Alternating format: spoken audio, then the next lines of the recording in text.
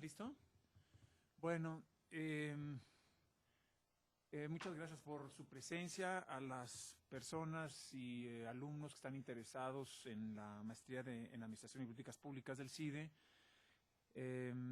Como ustedes saben, tendremos esta semana para transmitir una serie de cursos y este es el primero. Este es un curso de Ética y Política Pública y mi nombre es Ignacio Lozano. El tema de hoy, estamos ya aproximadamente a la mitad del semestre, el tema de hoy es la teoría de la justicia de John Rawls. John Rawls planteó o escribió este libro y se publicó en 1971 y desde luego generó un revuelo porque nadie había pensado en ese entonces en el problema de la justicia en un país como los Estados Unidos, estadounidense, o era, murió hace un par de años, un poco más. Y entonces causó revuelo, pero no solo, sobre todo en el ámbito intelectual, filosófico, porque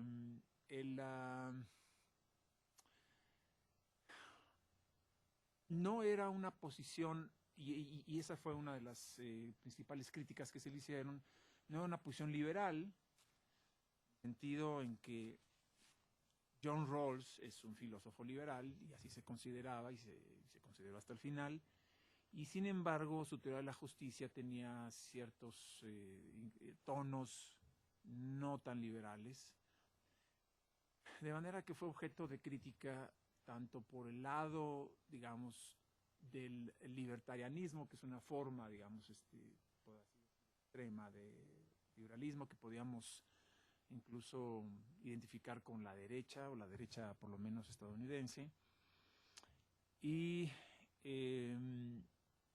por cierto, digamos, comunitarianismo, ¿no? Que es una visión diferente de la que evidentemente John Rawls se aleja, y a consecuencia de ese conjunto de críticas que recibió, fue trabajando posteriormente en una serie, a través de una serie de conferencias que después convirtió en un libro que se llama Liberalismo Político, en el que trata de corregir ciertos aspectos. Una de las críticas fundamentales es que decían, bueno, está muy bien, pero esto no es filosofía política.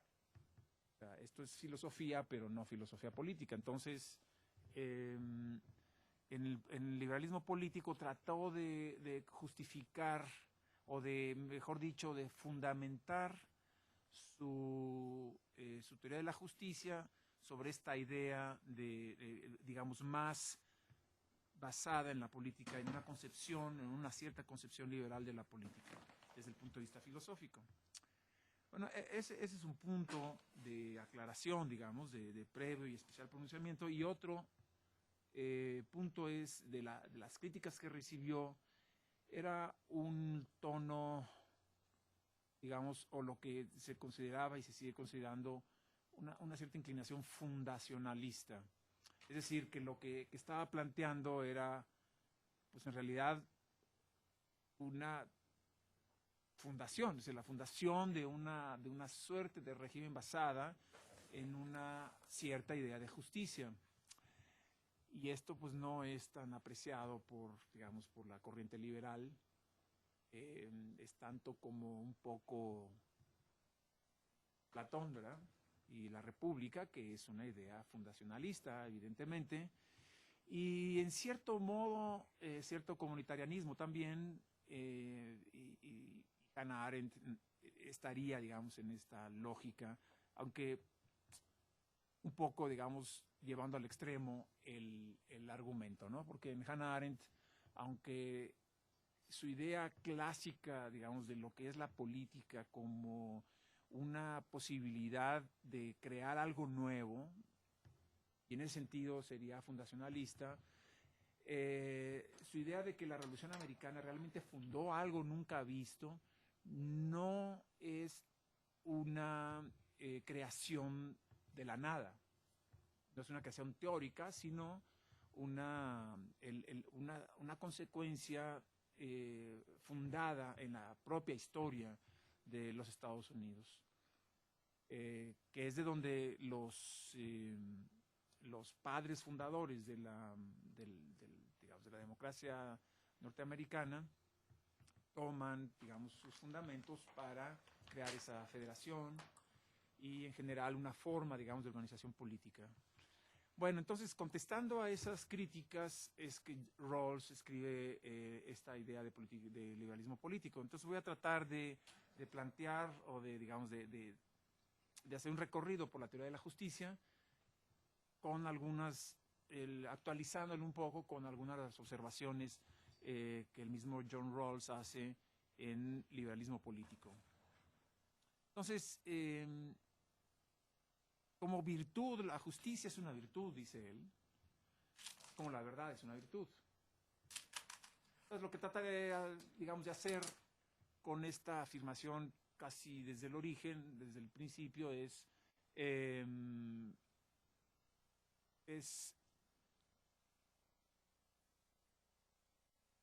perdón la interrupción, preferiría, exacto, solo hasta que llegamos es colocar la justicia como con un papel preponderante dentro de la sociedad, ¿sí?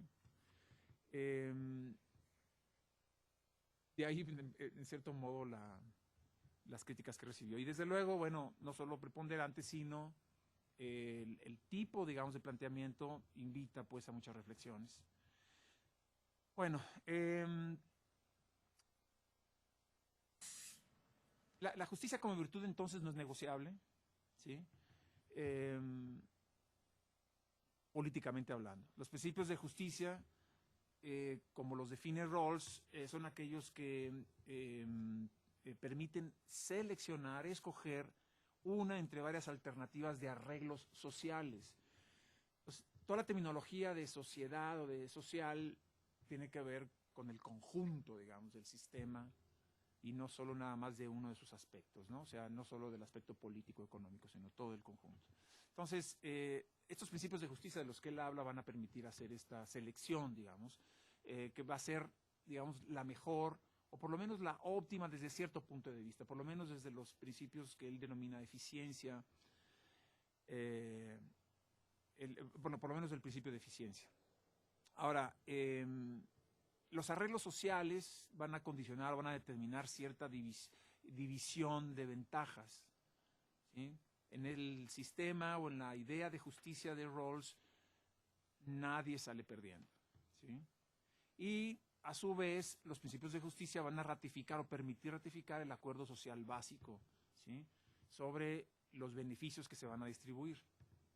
Entonces, bueno, estos principios dan estructura y dan orden a la sociedad organizada racionalmente. Entonces, aquí hay un planteamiento también del individuo como un individuo racional en su doble acepción, la racionalidad como una capacidad de poder decidir sobre su propio bienestar y la forma en que puede perseguir los bienes que le van a dar ese bienestar, es decir, rational choice, la posibilidad, pues, de poner en práctica ciertos medios para alcanzar sus fines, y la otra acepción como la posibilidad de una persona de justamente razonar, ¿no? Sí, de razonar con cierta lógica, ¿no? De manera que pueda entender lo que otros dicen, etcétera, ¿sí? Entonces los principios de justicia dan orden y estructura a la sociedad que se organiza racionalmente, ¿sí? Y en esta sociedad ordenada y bien ordenada, que es una de las premisas del liberalismo político, bueno, de la teoría de la justicia y de la que enfatiza mucho en el liberalismo político, tiene que ver, vamos, es una condición fundamental para poder entender la teoría de la justicia. Una sociedad bien ordenada es eso, ¿sí? En la teoría de Rawls no hay cabida para desviaciones, porque entonces habría que explicar demasiado esas desviaciones. Por ejemplo, la criminalidad, ¿no? Entonces, tomarse el tiempo para poder explicar esas desviaciones de una sociedad bien ordenada. Y también bien ordenada quiere decir que todos cooperan, racionalmente hablando, todos cooperan por ese orden bien estructurado y por el buen funcionamiento de esa sociedad, ¿sí? O sea, hay un elemento de cooperación que está un poco implícito en la teoría de la justicia, pero que es mucho más claro en el liberalismo político, ¿sí? La idea de la cooperación es crear ventajas mutuas, ¿sí? Ventajas mutuas, que vamos a ver en un rato más. Es decir, no es una teoría de suma cero, como todos conocemos, es decir, lo que uno gana, el otro lo pierde. La idea es que de alguna manera todos ganan, pero ahorita vamos a ver las características de ese ganar-ganar.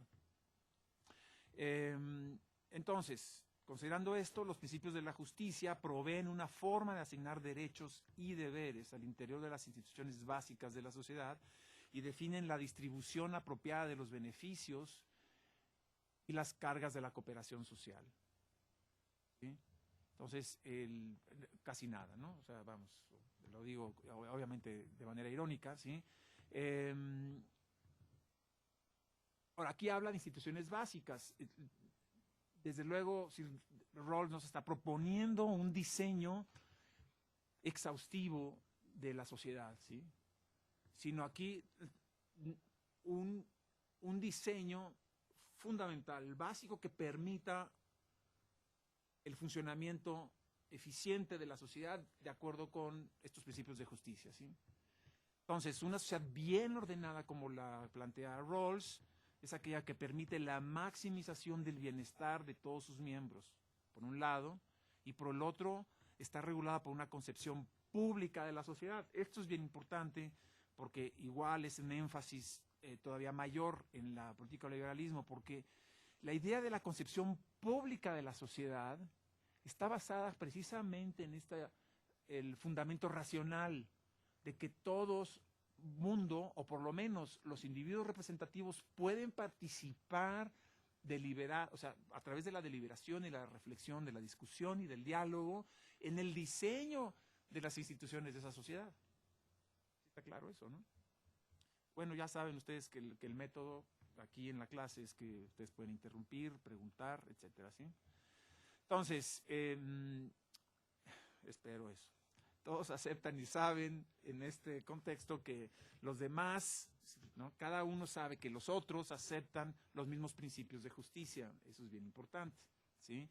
Y las instituciones sociales básicas generalmente satisfacen, y se sabe que generalmente satisfacen esos principios. Esa es una idea racional. O sea, Rawls no oculta su inclinación por el racionalismo, ¿sí? Es decir, y en este doble sentido, quizá incluso fundamentalmente en el sentido más calculador del término, ¿sí? Más material, economista o economicista, ¿sí?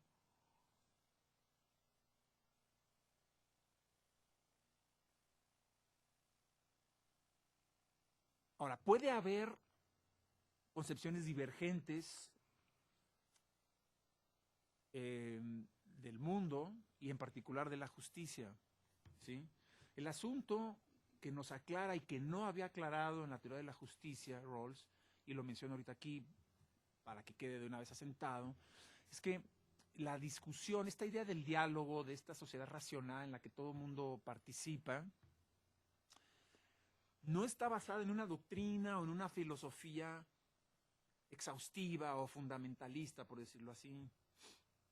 Es decir, esta de irreductibilidad, es decir, el mundo visto como la última concepción, de manera que estoy dispuesto casi a matar por la misma. No.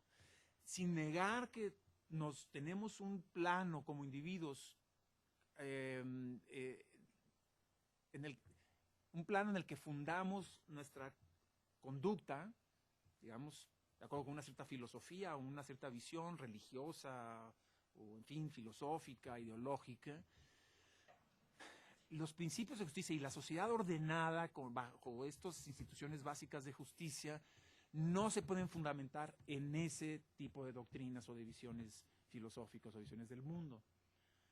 Entonces, más bien se fundamentan en doctrinas o en visiones o en perspectivas mucho más acotadas, más limitadas, que permitan justamente la sobreposición o para llegar a un consenso. Como ustedes saben, y la experiencia histórica nos lo indica, incluso en nuestros días, toda concepción de este carácter fundamentalista, pues, en la medida en que es irreductible para el individuo, es imposible que se pueda llegar a acuerdos con otros y por lo tanto cooperar. Entonces se matan o van a las guerras, ¿no? Y se autoinmolan, ¿no? Llenos de bombas, y entonces van a un mercado, una plaza pública, y estrellan un auto con este mártir adentro, ¿no? Y eso obviamente está descartado de esta visión, ¿no? Entonces, entendiendo este punto de que pueden existir, pero que no forman parte de la discusión para la formación o para el acuerdo de cuáles serían los principios de justicia o la idea de justicia de esta sociedad ordenada, la gente o los miembros de esta sociedad puede todavía estar de acuerdo en que las instituciones son justas, y este es un principio, digamos, este es uno de los elementos que hay que entender en Rawls. Entonces, las instituciones son o serían justas cuando no se hacen distinciones arbitrarias entre personas al momento de asignar derechos y deberes básicos. Es decir, no hay arbitrariedad, hay imparcialidad, por eso es justicia como imparcialidad. Y la idea es llegar, pues, a un conjunto de reglas para llegar a un balance más o menos adecuado entre demandas que son diferentes en relación con las ventajas que se pueden obtener de una vida en común. Ahora, ese es un prerequisito, no hay arbitrariedad. Y ahorita vamos a ver cómo es que se llega a esta idea de la no arbitrariedad o de la imparcialidad, que es cuando la gente se sienta a discutir cuáles serían los principios de justicia. Ahorita vamos a ver cuándo se sienta en eso, ¿no? Cuando habla del velo de ignorancia y todo esto, ¿no? Es ahí donde tiene lugar este elemento, ¿no? Parecido al momento del contrato social hobbesiano o lockeano, incluso rusoniano, ¿no? Entonces, pero hay otros prerequisitos para un orden justo o un arreglo social justo, que son la coordinación, la eficiencia y la estabilidad. Ahorita vamos a ver, ¿no? Entonces, con el papel, pues, hay un papel, por lo tanto, ya puede uno entender, redistributivo de una concepción de la justicia, ¿sí? Ahora, este papel redistributivo de la justicia no es suficiente para tener un esquema social justo. Es necesario considerar también sus consecuencias, pues, en cuanto a coordinación, eficiencia y estabilidad, ¿sí? Vamos a ver qué significa eso de coordinación, eficiencia y estabilidad. Ahora, ¿cuál es el tema central de la justicia o el sujeto central de la justicia? Entonces, el sujeto o tema central de la justicia en Rawls es la estructura básica de la sociedad, así de fácil.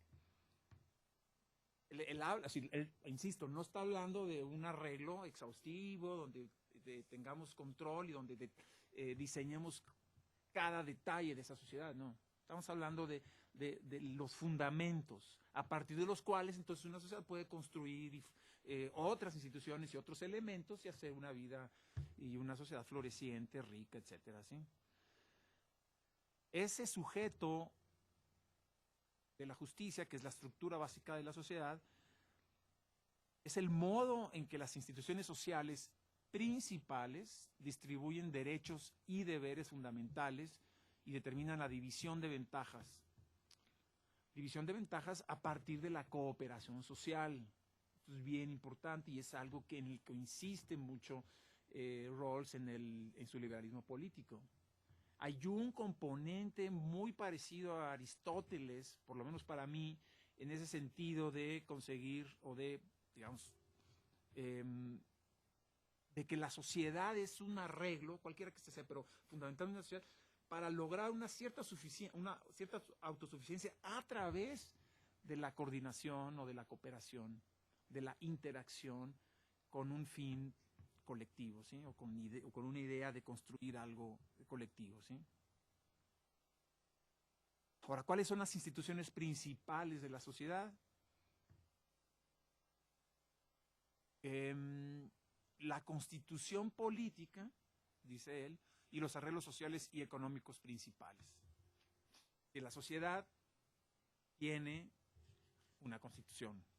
Usted está pensando, evidentemente, en una sociedad contemporánea, fundamentalmente democrática y fundamentalmente liberal, con ciertos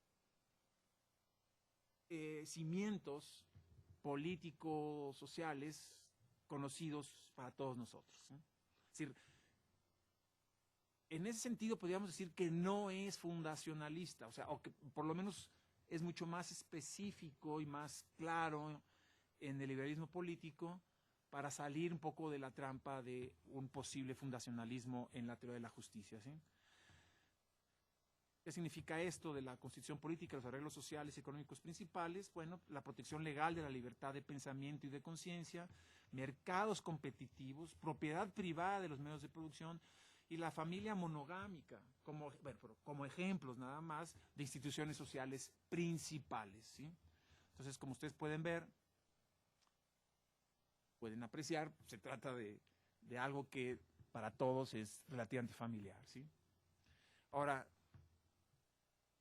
en conjunto, estas instituciones básicas definen derechos y deberes de los hombres y de las mujeres y condicionan sus perspectivas de vida, ¿sí? ¿Qué es lo que pueden ellos esperar hacer y qué también pueden lograrlo? Eso es muy importante.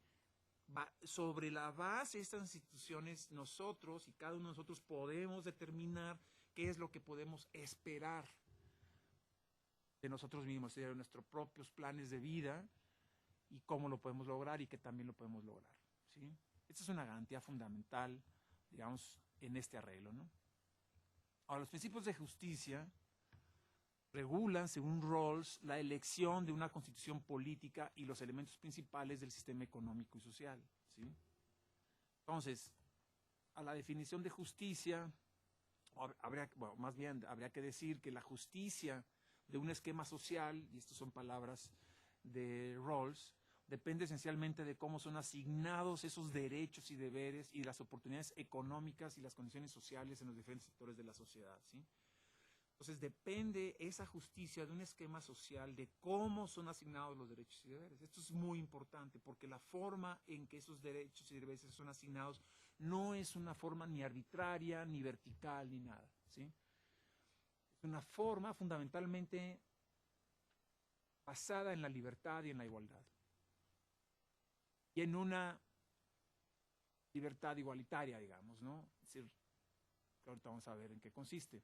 Pero estos dos elementos, libertad e igualdad, son los principios de justicia de Rawls. Ahorita los vamos a ver con más detalle, pero y tienen un orden. Es decir, no es que podamos primero hablar de igualdad y después de libertad, no.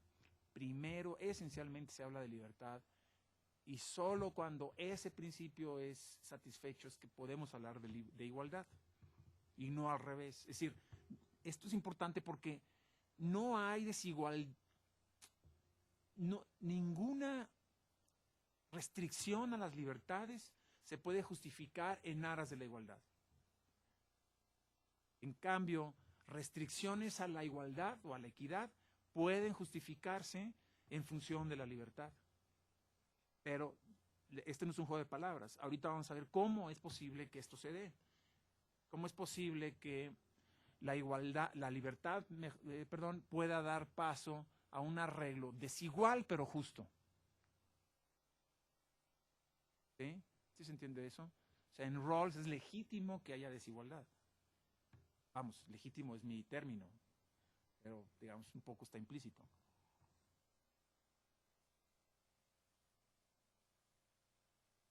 Ahora, obviamente, aquí, como en el liberalismo político, la teoría de Rawls se construye sobre la base de una sociedad cerrada, o sea, entendiendo la sociedad como cerrada, ¿sí? Para evitar muchas consideraciones teóricas que podrían complicar el esquema. Es una sociedad cerrada donde todos sus miembros nacen, viven, se desarrollan y mueren ahí mismo, ¿ok? ¿Por qué? Porque hay un cierto constructivismo en Rawls, digamos, heredado también de un constructivismo kantiano, en el sentido de que si funciona la teoría en una sociedad cerrada, pues podrá funcionar entonces en una sociedad completamente abierta. Así de fácil, ¿sí? Ahora, otra limitación que habría para la teoría es, y que ya lo había comentado, es que esta teoría está fundada en una sociedad bien ordenada. Es decir, todos somos bien portados, pues. Y todos contribuimos y todos cooperamos. Y no, pues, no, tarea muy difícil, porque, ¿no? Toda esta idea digamos, del polizón o del free rider, ¿no? Que seguramente lo tiene presente, porque la teoría de la decisión racional, mucho en la que él descansa, o en la que, digamos, se basa su idea de la racionalidad, pues admite racionalmente la presencia de oportunistas, ¿no? Pero en este caso, digamos, no es así, ¿no? Todos actúan de manera justa, en aras de virtudes, de instituciones justas que permiten que la sociedad funcione bien, ¿sí? Vamos, su teoría es una teoría de cumplimiento estricto, no hay de que, pues mañana lo hacemos, ¿no? Hoy por hoy no, ¿no? Hoy sí voy a robar, ¿no? O hoy sí voy a, no voy a cooperar, ¿no?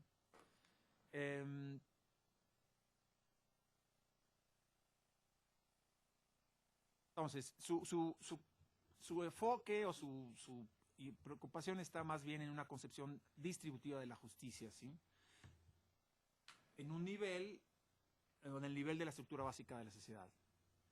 No es una, por lo menos en sus palabras, una concepción ideal de la sociedad, en la que todo el mundo iba completamente feliz porque todo el mundo, no sé, algo pasa ahí bonito cualquiera que del concepción ideal de justicia. Tiene un elemento que él considera que es más realista, ¿sí?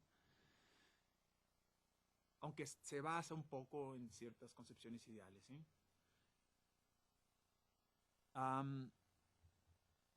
¿Vamos bien hasta ahí? ¿Sí?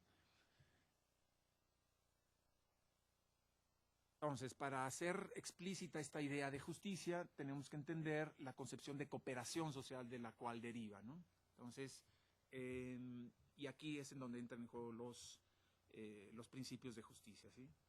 Ahora, la teoría de justicia de Rawls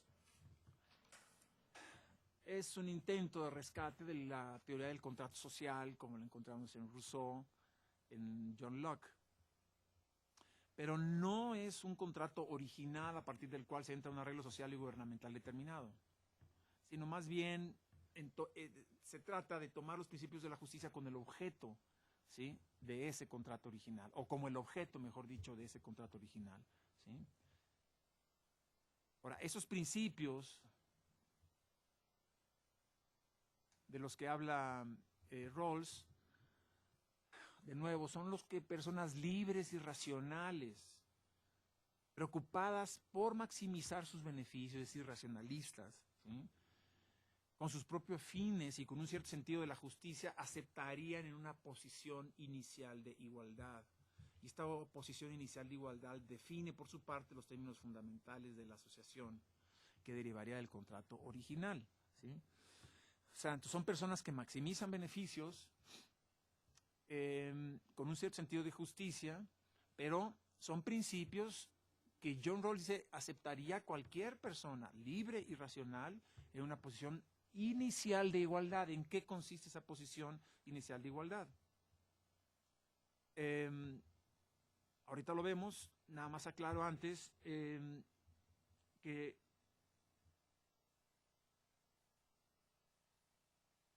los principios sobre los que se basarían y los que acordarían todas estas personas libres y racionales, ¿sí?, regularán los acuerdos posteriores. Es decir, va a servir de fundamento y le va a imponer a esa sociedad los límites dentro de los cuales vamos a poder alcanzar ciertos fines. Más allá de esos límites no habría ningún acuerdo legítimo, porque estaría rompiendo evidentemente esos límites creados por esos principios, ¿sí? Creo que en un momento se va a entender de mejor manera, ¿sí? Esta forma de ver la justicia, en particular estos principios de justicia, que Rawls llama le llama justicia como imparcialidad, aunque también le podríamos decir justicia como equidad, ¿no? La equidad como una expresión de la imparcialidad. Porque si se actúa o si se definen las bases de esa sociedad, las bases de justicia de esa sociedad, de la manera en que Rawls dice, habría equidad. Pero el fundamento es la imparcialidad, ¿sí?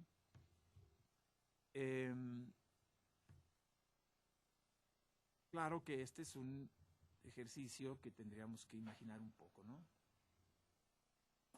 Los que están decididos a llegar a este arreglo, a este acuerdo, son personas, de nuevo, libres y racionales que están en esa disposición de comprometerse en este esquema de cooperación social, ¿sí? Y como cooperan, entonces eligen y van a elegir, Rawls está seguro de eso, estos principios de justicia, ¿sí? Y se van a asignar derechos y deberes básicos, etcétera, ¿sí?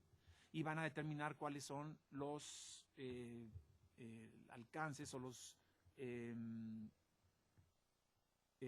beneficios que podrían alcanzar, ¿no?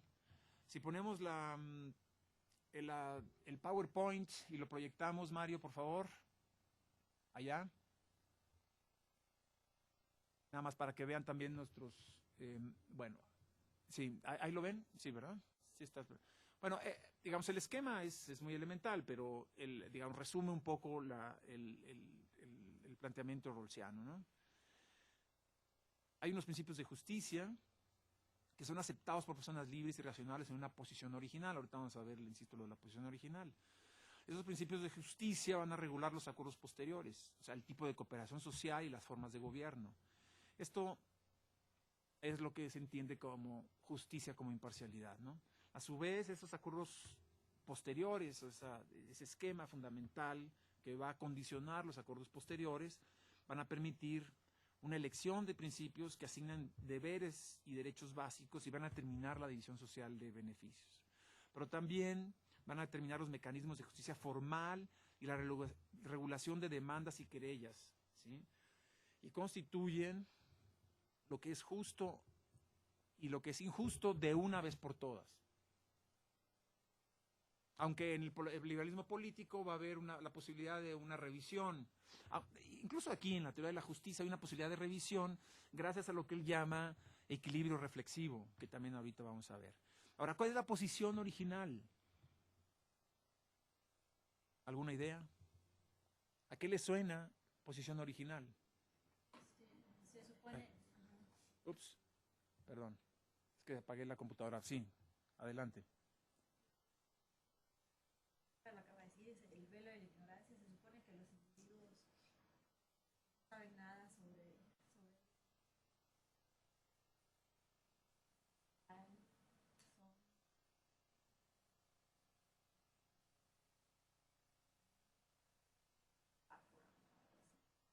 No, sí lo tienen. Y digamos, no es tan explícito quizá en la teoría de la justicia, pero sí es más explícito en el liberalismo político sobre ese background al que te refieres, ¿sí?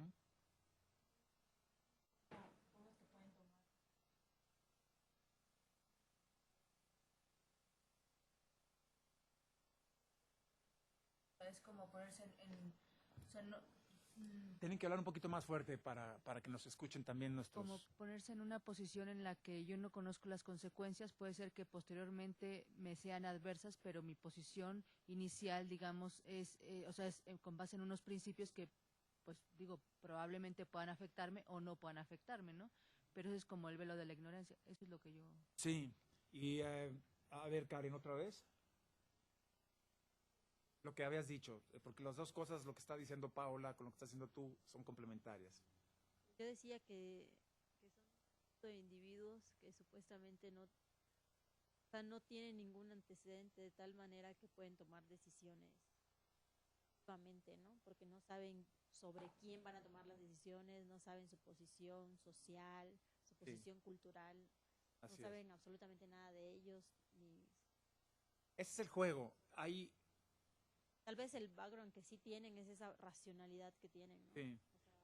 Obviamente son personas que sí saben pensar, que sí saben, que van a actuar óptimamente, ¿no? Ahora, es un juego. O sea, bueno, la gente sería racional para esas personas con su background, como dices tú, con su bagaje histórico, con su propia historia, con su cultura, con sus expectativas, entrarían y se ubicarían en esa posición original en los términos en que está diciendo Paola. Pero por supuesto, como tienen, para que justamente puedan fundar un sistema o las bases de una sociedad justa, como imparcialidad, tienen que ignorar precisamente su propio bagaje cultural, histórico, personal, etcétera, psicológico, religioso, etcétera. O sea, son individuos que, como dice Karen, estarían nada más dotados de su capacidad racional. Vamos, tendrían que jugar a eso, quiero decir. ¿Y por qué o para qué? En los términos en que está comentando Paola. Para precisamente fundar instituciones que, como no sé yo, en esta posición original, a la hora de quitarme todos mis bagajes, todas mis preferencias, mi posición socioeconómica, eso es muy importante, ¿sí? A la hora de quitármelo, yo no sé qué posición voy a tener a la hora de, digamos, de firmar el contrato y de fundar esta sociedad. Yo no sé qué posición voy a tener. O sea, yo tengo que pensar racionalmente en esos términos para poder estar en esa posición original. De manera que si yo no sé qué posición tengo, ni qué religión tengo, ni qué inclinaciones, ni qué preferencias tengo, etcétera, ¿sí? Tendría que actuar imparcialmente, de manera que no busque yo mi ventaja, como por ejemplo, si soy un millonario excéntrico, ¿verdad? Entonces el millonario excéntrico, si no se quita y si no ignora su posición, digamos, real, a la hora de ponerse o de colocarse en esta posición original, pues obviamente él va a decir, no, pues yo quiero un régimen en donde ya haya esclavos, ¿verdad? La gente no demande o no se queje por recibir una mala paga, o qué sé yo, ¿no? O bien, si soy un religioso o alguien, pues, digamos, realmente apasionado de mi religión, pues obviamente decidiría que ninguna otra religión más que la mía tendría lugar y todo el mundo tiene que creer en eso, ¿no? Y lo demás no me interesaría, y así, ¿no? O si soy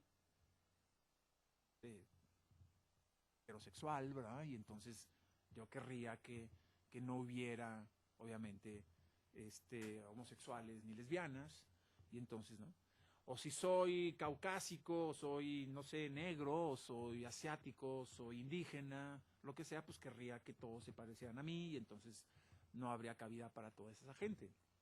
Entonces, el punto es que para que eso no ocurra, justamente uno tiene que actuar detrás del velo de ignorancia. Es decir, no como, sino detrás de un velo de ignorancia. El juego no es fácil, ¿no? Pero es una condición indispensable, porque si no, no funciona la teoría de la justicia. Sí. ¿Sí? Ah. Y él mismo se plantea en un esto es una teoría y es explicar la posición original y el velo de la ignorancia. Estamos bajo un supuesto. ¿Cómo podemos encontrar eso en la realidad? ¿O siempre va a ser así como que su modelo? Bueno, yo creo que el liberalismo político va más hacia ese punto de cómo resolver esta cuestión, y es a través de lo que ya en la teoría de la justicia plantea como equilibrio reflexivo, por lo menos esta capacidad de reflexión, de diálogo, de ida y vuelta, que es constante y permanente, digamos, o por lo menos ocurre con cierta frecuencia. De manera que podemos discutir esto, ¿sí? En la realidad, es decir, y como seres racionales podemos hacer ese ejercicio. ¿En aras de qué? Justamente de la imparcialidad y de la cooperación. Es una cooperación que no solo se da evidentemente en la posición original, sino obviamente después. Si no hay esta disposición, que es una condición fundamental, pues no habría, por lo tanto, la posibilidad de crear una sociedad en estos términos. Solo así, por lo menos, puedo entender digamos, el planteamiento rawlsiano, como esta posibilidad de decir, sí puedo imaginarme en esta condición. ¿Sí? Ahora, aceptémoslo ahorita un poco como una situación dada, ¿no? Las características de la situación original son que nadie conoce su lugar en la sociedad, su posición o su estatus social. Nadie conoce su fortuna en la distribución natural de bienes y habilidades, su inteligencia, su fuerza, etc. ¿Sí? Nadie conoce su concepción de lo bueno o sus tendencias psicológicas. Entonces, esto es indispensable para que la cosa funcione, ¿no? Es como nadie la conoce, a la hora de diseñar las instituciones, pues voy a tratar de que, como no sé qué posición estoy realmente y hay que diseñar digamos, instituciones que me garanticen que no me van a quitar lo que tenga o que voy a tener acceso a una distribución determinada. Y esto implica entonces que el que ya tiene mucho no abuse de su posición, por ejemplo, el muy inteligente o el más fuerte, ¿no? Entonces, esta es la idea del velo de ignorancia, que es una condición, ¿sí? Entonces nadie tiene ventajas naturales o sociales, ¿sí?, sobre otros en la elección de los principios de justicia, ¿sí? De esa manera nadie va a resultar indebidamente beneficiado en lo personal. Todos están en condiciones igualitarias, ¿sí? Y de manera que los principios son resultados de un acuerdo o negociación justa, equitativa, imparcial, ¿sí? Entonces es una relación simétrica, ¿sí?, en las relaciones entre las personas, ¿sí? Y es justa tomando a los individuos como personas morales, es decir, como seres racionales con sus propios fines y un sentido de la justicia, y esto es de nuevo fundamental. La moralidad de las personas que está condensada en esta capacidad racional de seleccionar fines en la vida y de buscarlos por los medios apropiados, ¿sí?, dentro de una sociedad ordenada, etcétera, o bien ordenada. Entonces, o sea, no ignora, pues, Rawls esta idea, pues, de que somos individuos morales y que tenemos este derecho o esta posibilidad legítima de acceder a nuestros planes o a nuestros objetivos en la vida, ¿sí?, siempre que se den en este esquema de cooperación, ¿sí? Y son condiciones igualitarias, pero aquí las condiciones igualitarias se refieren a la libertad con la que las personas están tomando y diseñando esos principios y esas instituciones fundamentales, ¿sí? No es la igualdad material o socioeconómica a la que se refiere, es decir, redistributiva o distributiva, ¿sí? Entonces, de ahí que los acuerdos que se tomen detrás de ese velo de ignorancia en la posición original serán justos, equitativos o imparciales, ¿sí? Entonces, la justicia como imparcialidad expresa la idea de que los principios de justicia son acordados en una situación inicial que es equitativa, que es imparcial. Entonces, ahí empieza la justicia, justamente en la elección general, lo más general de los principios de una concepción de justicia, que habrán de regular los acuerdos posteriores y subsecuentes. Pero hay que entender, este es lo fundamental, a partir de lo cual surge la sociedad y la sociedad podrá seguir evolucionando y tomando otros acuerdos, ¿sí? Entonces, por eso es que, bueno, a partir de esto de fundamento ya se podrá decidir sobre otras instituciones, ¿no? Por ejemplo, la Constitución, el legislativo, las leyes, ¿sí?, y siempre en sintonía con esa concepción de justicia.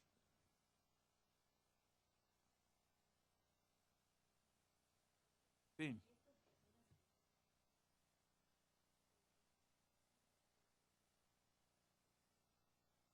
¿Un grupo de personas qué? Un grupo de personas que van a actuar bajo estos principios.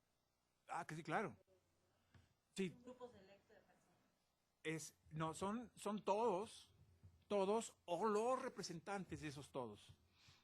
O sea, individuos representativos.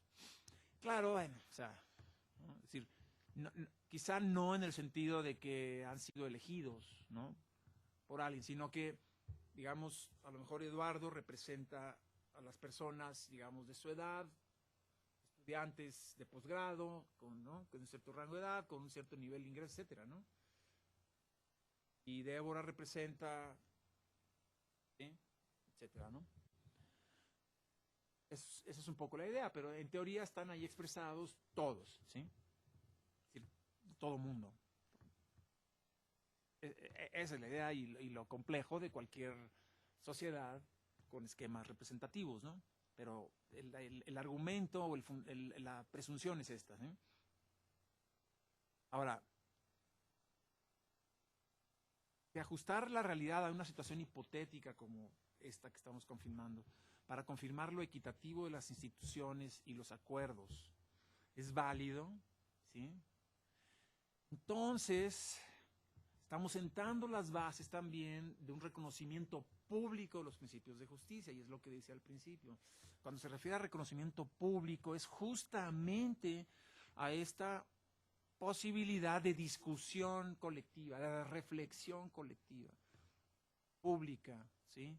Evidentemente aquí público tiene una connotación más amplia de toda nuestra discusión anterior sobre lo público, la polis, etcétera, ¿sí? Es decir, es aquello que todo mundo, a lo que todo mundo puede tener acceso, a la información, pues todo el mundo tiene acceso a la misma información y todo el mundo participa de esa información y todo el mundo opina y puede opinar, etcétera, y escucha. Y entonces, es una reflexión, ¿no? Va y viene, ¿sí?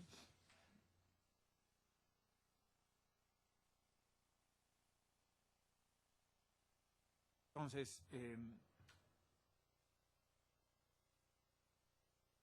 no importa entonces, lo importante aquí, digamos, es mantenernos en el nivel teórico para poder entender la idea de justicia de Rawls, ¿no? Personas libres e iguales, ¿sí?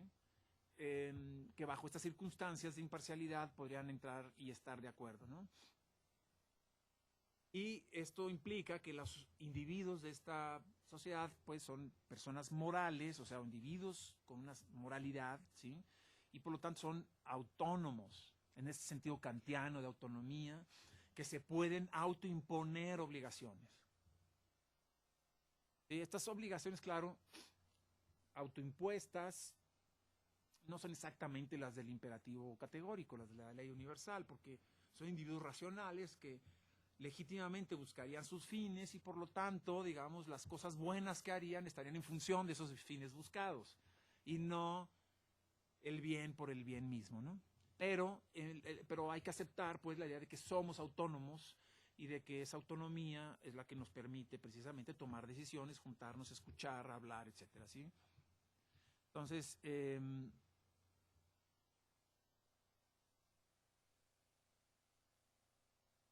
esta racionalidad, como habíamos dicho, hay que entenderla mucho en el sentido económico, material, de búsqueda pues, de un bienestar determinado, aunque no está, digamos, excluida la posibilidad de otro tipo de, digamos, de causas de nuestro bienestar, digamos, causas psicológicas y todo. La idea es que nuestro bienestar es medible, digamos, ¿no? No importa cómo es que lo midamos, ¿no?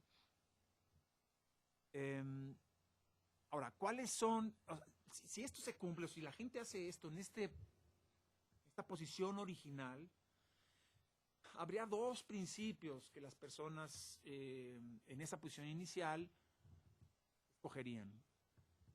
¿Y cuáles son?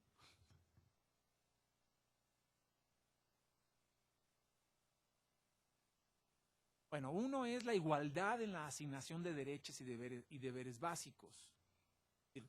Todo mundo tiene a todo mundo se le asignan derechos y deberes en un plano fundamental, básico, ¿sí?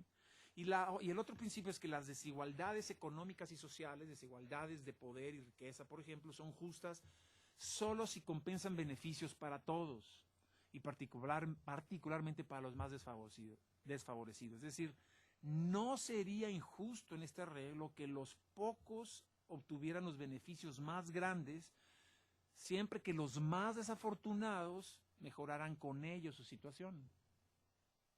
Por eso es que la desigualdad es una posibilidad, ¿sí? Ahora,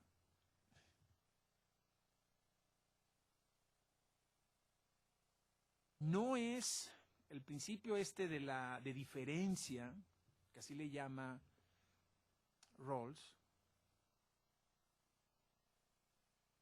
no es equivalente a la idea utilitaria o utilitarista de la máxima felicidad para el mayor número, que es una idea pues, planteada por Bentham, previo a Mill, y Mill más o menos compra también esa idea, pero bueno, es benthamiana, digamos, esta idea.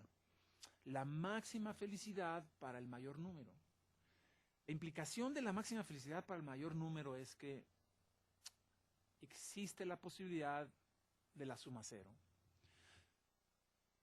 En el promedio, es el problema también, digamos, una de las razones por las cuales eventualmente Arendt criticaría a la sociedad moderna y al Estado moderno y sus ciencias específicas como la estadística, la economía, es que el promedio oculta los extremos. El promedio es una medida estadística de tendencia central,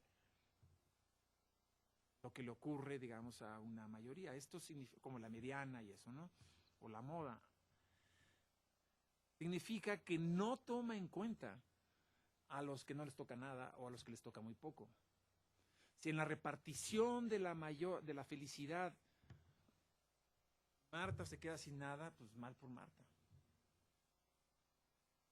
A lo mejor Viridiana se lleva 80%, ¿no? Se lleva 80%, los demás nos repartimos 20%, pero los demás de los que estamos aquí, sin incluir a Marta. Ahora, desde el punto de vista utilitarista eso es legítimo. Desde el punto de vista de Rawls, no. Fuera como que la más pobre. No, aquí la más pobre es Marta.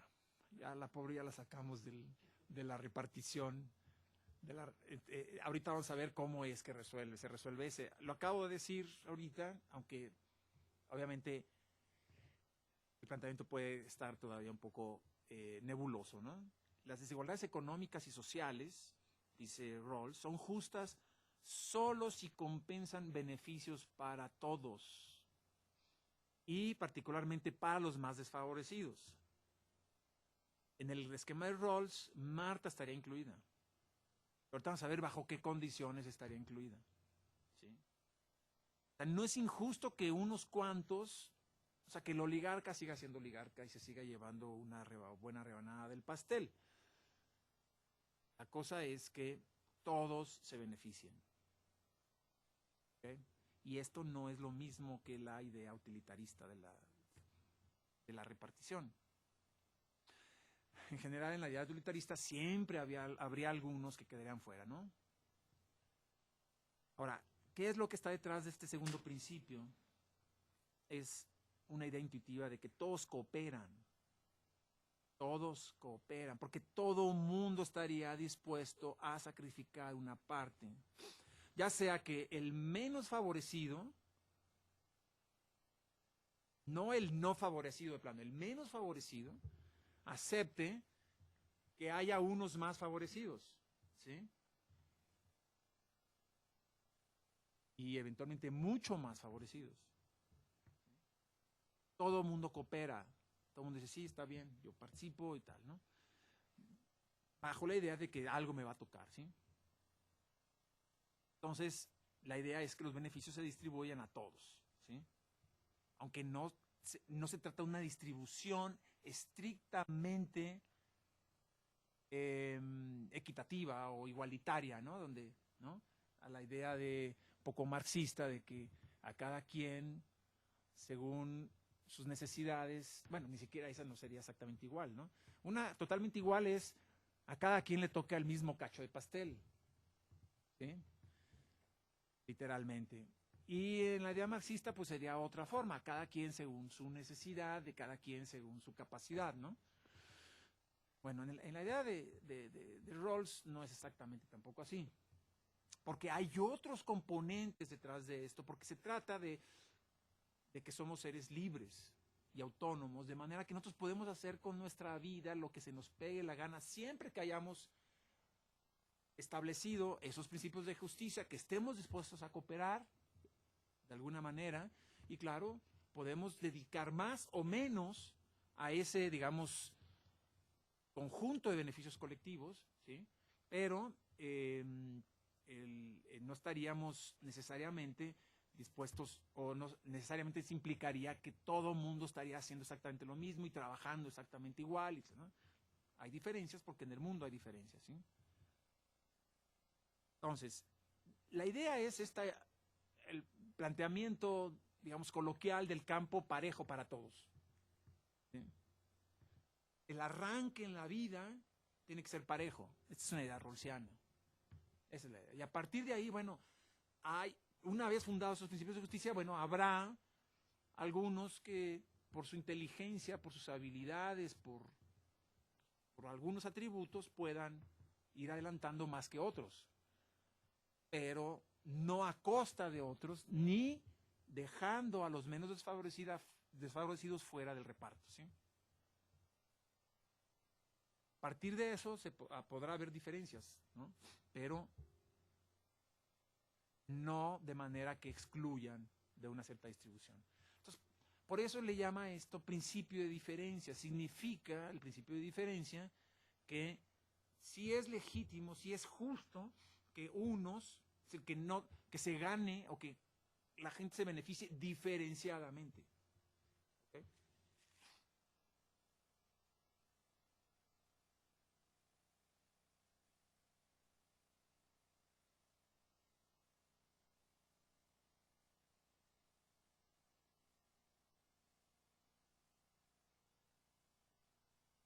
¿Nos vamos bien ahí?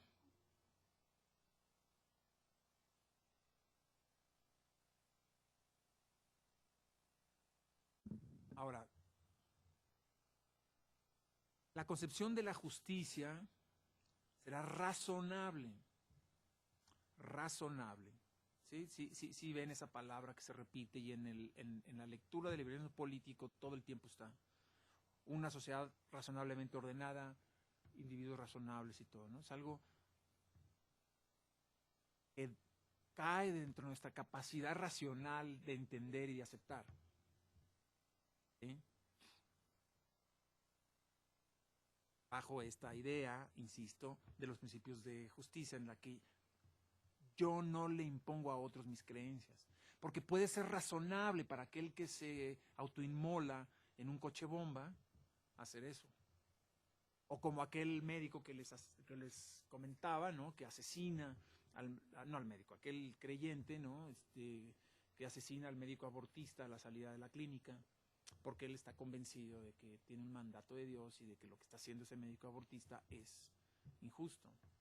Esto, claro, nos puede llevar a la discusión, ese evento, por ejemplo, de si las instituciones de justicia que están rigiendo las relaciones de esas personas realmente se hicieron de una manera libre, igualitaria en el sentido rawlsiano, es decir, detrás de un velo de ignorancia, de manera que los principios de justicia y la sociedad que de ahí surge realmente está fundada sobre los principios de justicia rawlsiano. Porque en la medida en que un individuo se considera, digamos, atribuido para asesinar a otro en razón de una cierta creencia, es posible que haya una deficiencia, un error de principio en la posición original, ¿sí? De manera que da lugar a ese tipo de eventos. Quiere decir que hay algunos que no están totalmente satisfechos del arreglo, porque probablemente no estuvieron ahí incorporados o porque sus consideraciones no están incorporadas. Bueno, dejado eso, esto nos lleva al punto, digamos, que comentaba al principio, en el sentido de que en el arreglo original no hay cabida para perspectivas filosóficas o doctrinas, ¿sí?, absolutas y exhaustivas. Tienen que ser doctrinas acotadas, ¿sí?, limitadas en ese sentido, ¿sí?, y fundamentalmente políticas. Es decir, en el sentido de que lo que quiero es un arreglo para un régimen político más o menos adecuado, etcétera, ¿sí? Porque si aquí meto mis creencias, insisto, teológicas, religiosas, pues quién sabe si lleguemos a algún lugar, ¿no? Por supuesto, la sociedad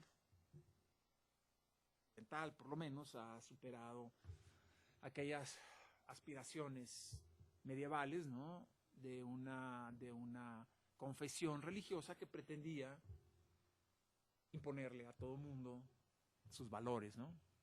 Y todos los que no estaban dentro de eso, pues eran quemados, eran, en fin, excluidos, eran, ¿no? Torturados, etcétera, ¿no? Asesinados, etcétera, ¿no? Entonces, esta razonabilidad, esta capacidad racional y razonable está detrás de esto, ¿no? Entonces, las concepciones de justicia de Rawls se clasifican según el grado de aceptabilidad que las caracteriza. Entonces, esto, ahora, ¿cómo se llega a este grado de aceptabilidad o de legitimidad? Pues solo se llega si entendemos que hay una fase de deliberación o una etapa de deliberación, que es la que yo estaba comentando, entre los individuos, para determinar cuáles principios serían racionalmente aceptables y adoptables en un contrato, ¿sí?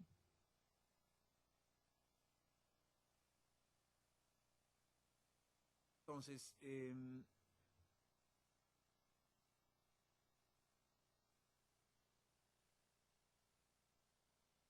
¿cómo se puede llegar a una interpretación de esos principios de justicia? Y como dice Rawls, más favorecida filosóficamente hablando. Filosóficamente hablando, por todos nosotros que estaríamos en esa posición inicial, ¿no? Para decidir cuáles serían los principios y las instituciones de justicia básicas, o los principios de justicia sobre los que las instituciones de justicia se podrían crear después, posteriormente, ¿sí? A través del diálogo, de la deliberación, de la reflexión, ¿sí? Entonces, esto implicaría un amplio consenso respecto a la necesidad de decidir sobre los principios de justicia bajo ciertas circunstancias, ¿sí? Tendría que haber un conjunto de premisas, en principio compartidas, ¿sí? Sobre la necesidad de crear o de fundar una sociedad con base, insisto, en esos principios, ¿sí? Si nosotros podemos compartir esos elementos, podemos empezar el diálogo y podemos tal vez llegar a un acuerdo, ¿sí? Entonces, necesitamos esas premisas compartidas, sin las cuales no podríamos dialogar. La deliberación sobre esta base, sobre en estos límites, ¿sí? Parte de esas premisas generalmente compartidas, insisto, que por necesidad tienen un carácter general, más o menos vago y por lo tanto débil. Entonces, y con esas premisas vagas, generales, débiles, podemos empezar a construir algo cada vez más particular, más concreto, etcétera, ¿sí? Para llegar a conclusiones más consistentes, más específicas, y eliminando quizá lo superfluo, lo trivial, ¿sí? Esto es fundamental en este elemento, en esta construcción, y es lo que llama Rawls esencialmente equilibrio reflexivo. La idea es llegar al final a un equilibrio entre las diferentes posiciones gracias a nuestra capacidad de reflexión, ¿sí?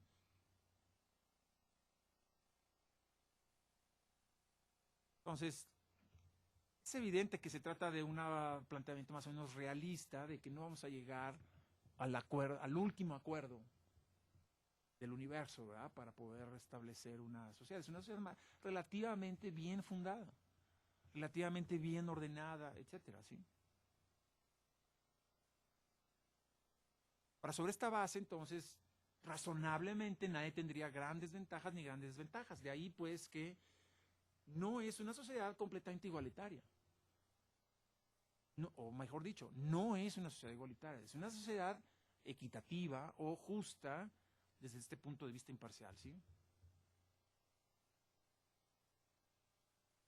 Entonces, en esta discusión en la posición original es que el velo de ignorancia tiene una importancia vital para que nadie quiera tomar una ventaja indebida sobre los posicionamientos de los otros, ¿sí? Es decir, que el mejor posicionado no tome ventaja de su situación y por lo tanto La idea es que ubicados detrás del velo de ignorancia, todo el mundo actuaría de manera imparcial, ¿sí? O sea, dejando de lado su posición en la sociedad real, digamos, ¿no?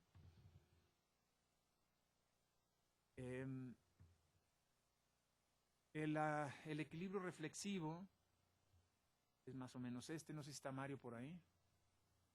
A ver, si pones esto, por favor. Es más o menos, podríamos explicar así, ¿no? Entonces, tenemos una situación original sobre la base de condiciones débiles, pero compartidas, ¿no? Más o menos generales, pero que todo el mundo estemos de acuerdo, ¿sí?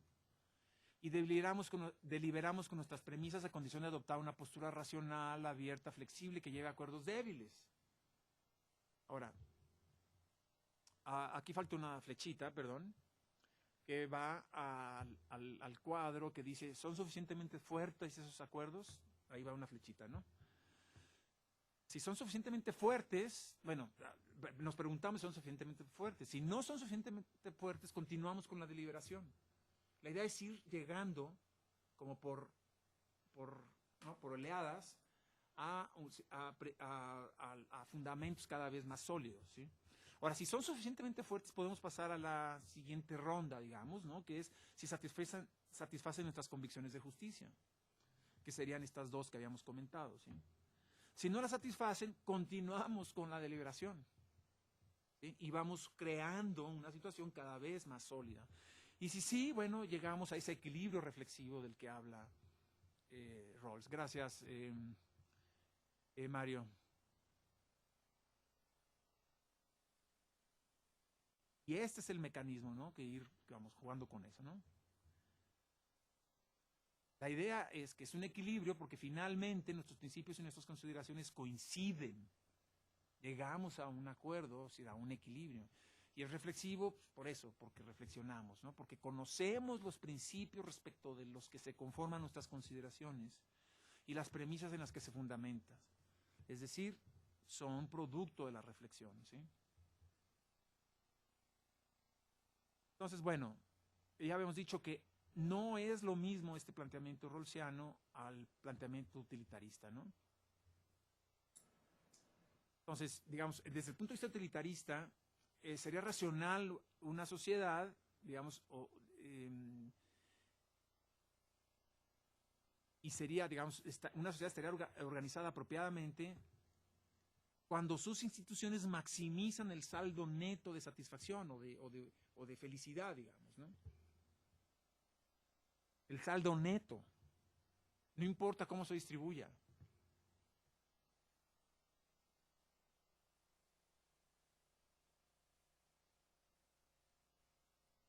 El problema con eso es que la distribución en un esquema utilitarista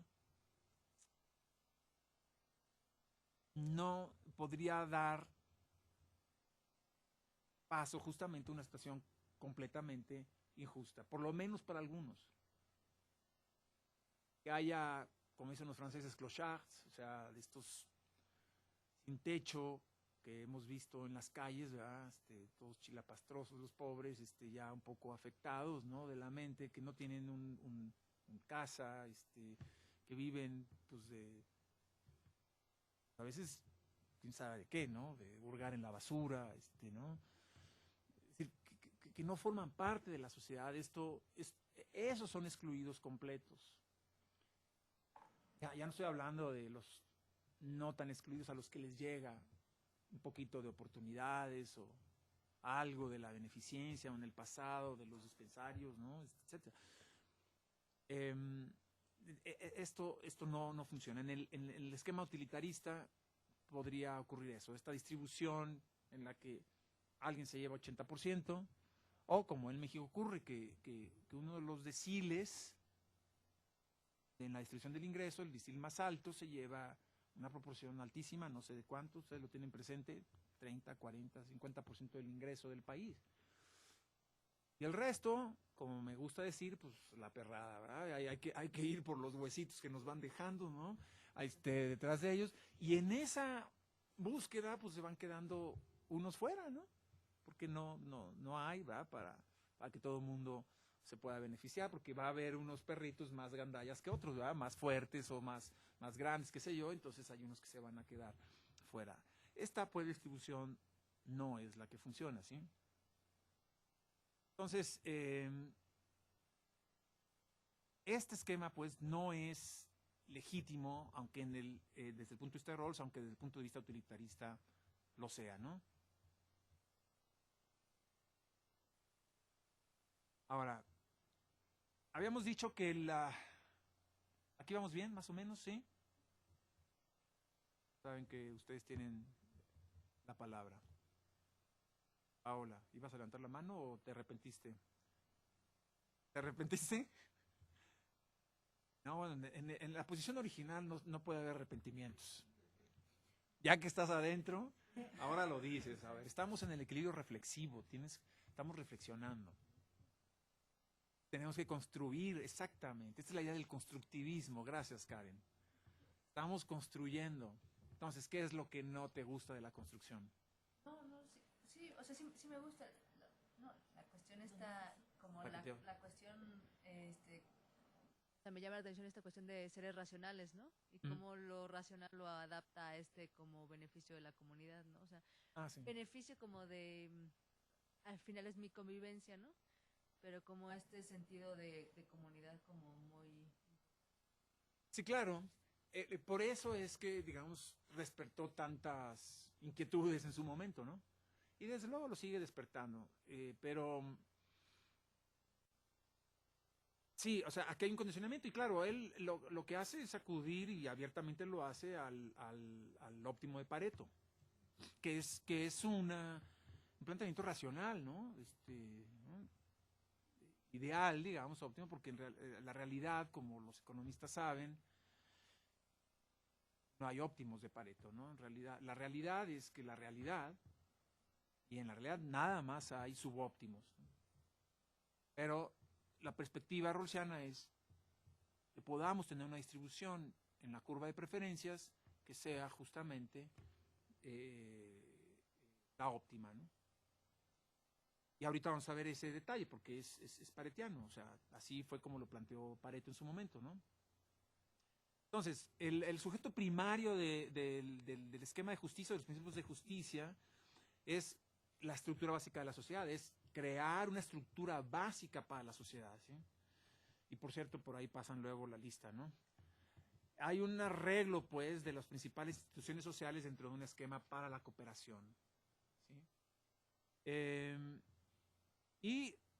¿Qué es institución en el esquema rawlsiano? Es un poco similar a lo que entendemos por institución desde la perspectiva neoinstitucionalista.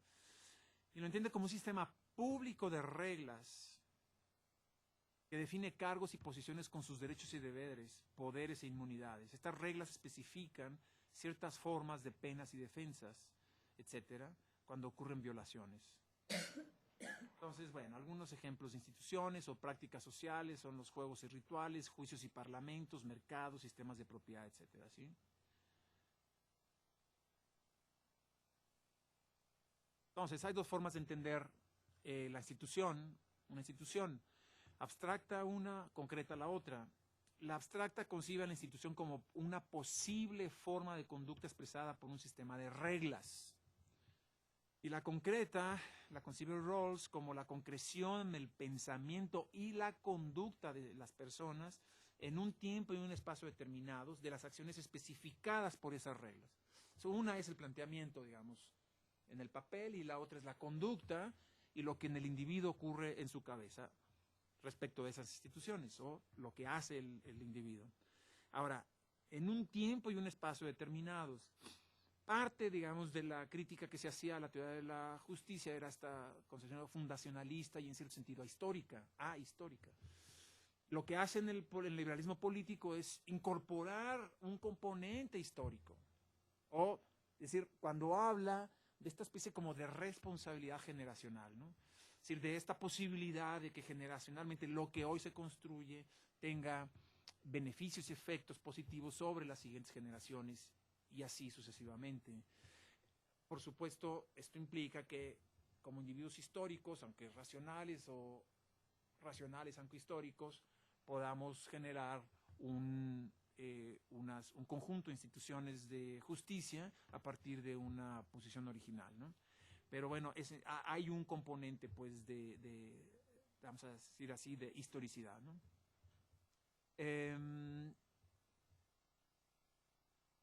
¿Qué entiendo por público roles? Bueno, ya había dicho un poco, ¿no? Esta posibilidad de que todo el mundo sepa, conozca, pueda discutir, ¿sí? Pero hay un elemento racionalista en esto, o racional, ¿sí?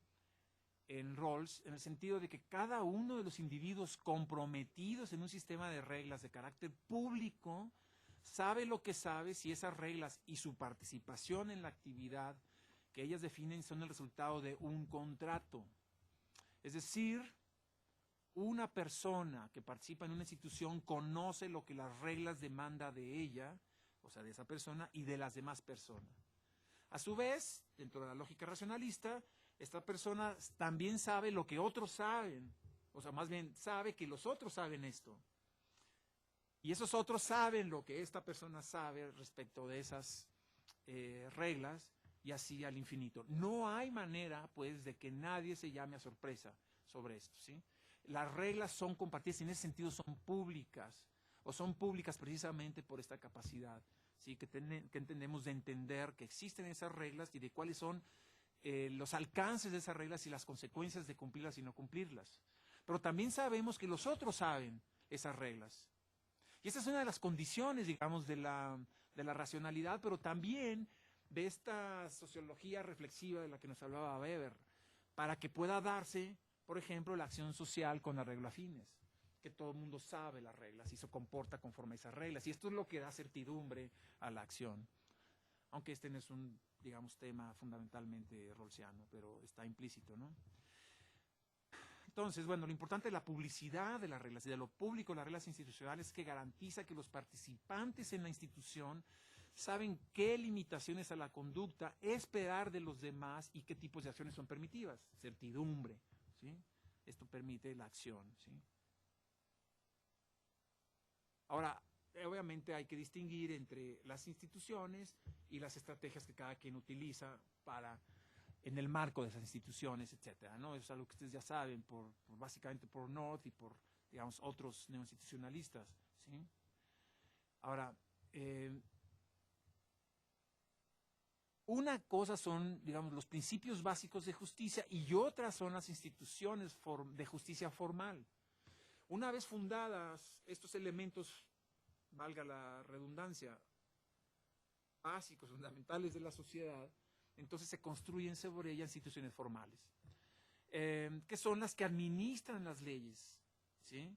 De manera imparcial y consistente. Es decir, el sistema judicial, la policía, el parlamento, en fin, todas esas instituciones formales van a administrar los principios de justicia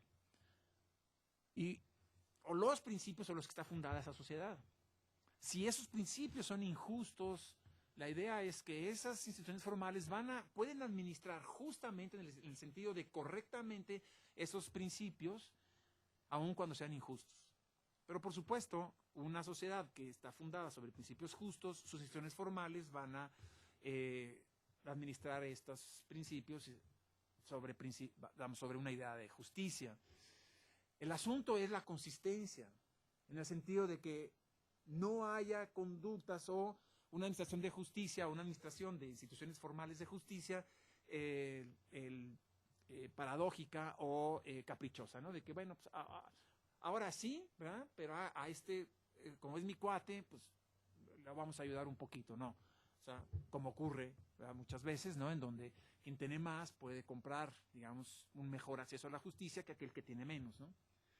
Hay un dato impresionante que recientemente estaba viendo, digo, nada más para que tengamos una idea, y esto no es en México, nada más que el dato se aplica a México, por supuesto, sino en todo el mundo. 80% de la población carcelaria en el mundo son pobres.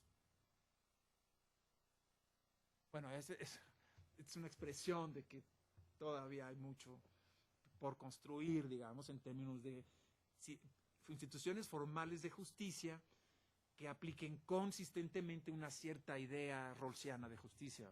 Si así, digamos, aún considerando sociedades, digamos, occidentales, modernas, que podríamos decir que aproximadamente se acercan a esta idea rawlsiana, aproximadamente, hay problemas, imagínense, ¿no?, en otros lugares, ¿no? Entonces, bueno, en pocas palabras, la justicia formal es la adherencia, dice Rawls, a principios o a la obediencia al sistema, ¿sí? Entonces, es decir, los casos se tratan de manera similar, de manera imparcial, ¿sí?, etcétera, ¿no? Aunque no bastan esas instituciones formales para tener un sistema, ¿sí?, de justicia sustantiva, ¿sí? Pero, en fin, la consistencia es lo fundamental en esto, ¿sí? Ahora, dos principios. ¿Cuáles son los dos principios de justicia? ¿Sí? Los que se elegirían en la posición original. Aquí viene ya, digamos, el planteamiento más formal de Rawls, ¿no? Que habíamos comentado, era apenas una primera aproximación, ¿sí? El primero, y es el primero no solo, vamos, no es intercambiable con el segundo, el primero va primero, punto, ¿sí? Y esto va a ser importante por lo que voy a decir, aunque ya lo dije hace rato, ¿sí? Cada persona tendrá un derecho igual, dice Rawls, a la libertad básica más amplia, compatible con una libertad similar para otros. Es el primer principio de justicia. Cada persona tendrá un derecho igual a la libertad básica más amplia, compatible con la libertad similar para otros. Es decir, lo que conocemos como mi libertad llega hasta donde llega la libertad de otros, aquí se cumple. La diferencia consiste en que todo mundo tiene un derecho igual a eso. Un derecho igual a la libertad. Por eso es libertad igualitaria. Lo que no es igual a igualdad libertaria, aunque este sí es un juego de palabras. ¿Sí? Es decir, todo mundo tenemos acceso a esta ley. Aquí es un poco la idea de aquella que comentaba para distinguir el espacio público del espacio privado en las nociones clásicas, ¿no? Es decir, la entrada al espacio público, es decir, la entrada al espacio, a la esfera de la libertad, tiene como condición la igualdad. Es decir, bueno, tiene como condición la desigualdad que se da en el espacio privado, pero todos por igual, una vez que han resuelto el problema de la necesidad, entran a la libertad, al espacio de libertad, a la esfera de la libertad. Y todo el mundo puede, de igual manera, en igualdad de circunstancias, disfrutar de esa libertad. Ese es el punto, ¿sí? No es que a unos se les permita mayor libertad que a otros, aunque en la práctica eso va a ocurrir, digamos, ¿no? Aún en la sociedad justa rawlsiana, el que menos tiene, el menos favorecido, aunque le toca una repartición, pues quizá a la hora de seleccionar o de moverse o de desplazarse, en fin, esta idea de libertad y de libertad como conjunto de libertades negativas tendrá, pues, restringida esas capacidades, ¿no?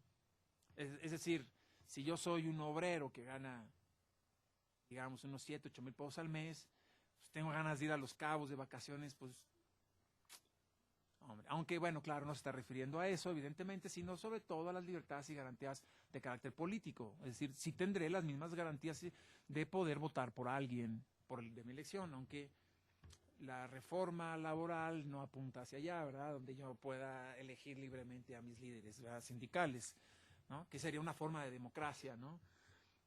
Y aquí sí está incluidas las organizaciones en el esquema de Rawls, ¿no? Estos individuos representativos que estarían en la posición original también incluye a organizaciones.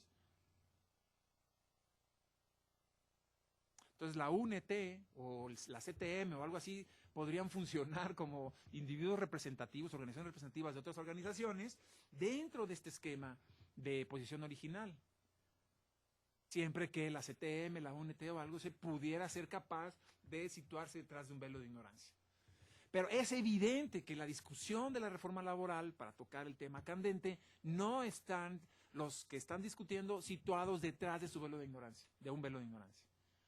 Y uno de pronto dice, déjenme traer esto a colación, ya que salió el tema, aunque yo lo traje, ¿verdad?, el tema a colación, es que en realidad haría mucho bien, ¿no?, que de pronto los parlamentos y el Parlamento mexicano, los diputados y nuestros representantes se ubicaran detrás de un velo de ignorancia. ¿no?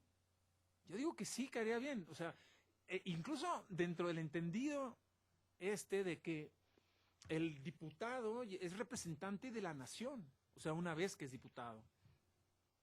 Y no solo de un grupo, el conjunto, el segmento de ciudadanos que lo llevó a la curul.